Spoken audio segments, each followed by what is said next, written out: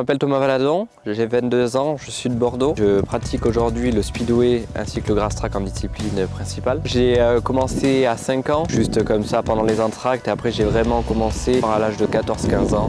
J'ai toujours été attiré vraiment par ce sport, pour l'adrénaline. C'est un sport vraiment qui ne ressemble pas du tout aux autres. J'ai pratiqué un peu de circuit en moto de route, du cross, j'ai fait pas mal de choses, mais j'ai jamais retrouvé les mêmes sensations que dans ce sport qui sont vraiment pour moi uniques. C'est vraiment des motos qui sont conçues uniquement pour ce sport. Elles sont dépourvues de freins avec des puissances qui avoisinent les entre 60 et 80 chevaux sur les moteurs. Les poids sont à partir de 75 kg. On reste sur des motos qui sont très légères. Il y a des compétitions donc en France, surtout en Gironde et en Lot-et-Garonne. Il y a une piste quand même assez importante du côté de Lyon, mais ça s'arrête là pour la France.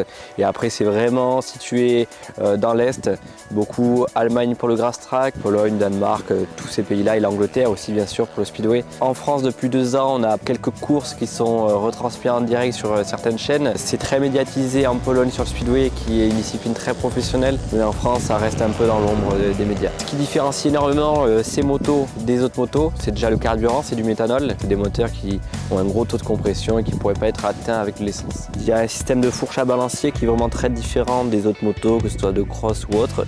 Pas de frein, il n'y a pas de vitesse sur les speedways. Sur les grass track, il y a juste 2 vitesses. Cette année, j'ai pour objectif de me représenter aux qualifications pour les championnats d'Europe et pour les championnats du monde en grass track. Toute l'année dernière, j'ai commencé à énormément rouler à l'étranger. Tous les week-ends, je me suis retrouvé entre l'Allemagne, l'Europe et l'Angleterre. C'est une saison que je me suis entièrement autofinancé. Malgré ça, j'ai quand même réussi à avoir des résultats en fin de saison qui étaient vraiment prometteurs. J'ai réussi à me qualifier pour la finale du championnat d'Europe en Angleterre. Cette année, j'ai un objectif donc bien sûr de me représenter à tous les championnats de France et toutes les courses qui auront lieu en France, et également réavoir ma place en qualification pour le championnat d'Europe et le championnat du monde.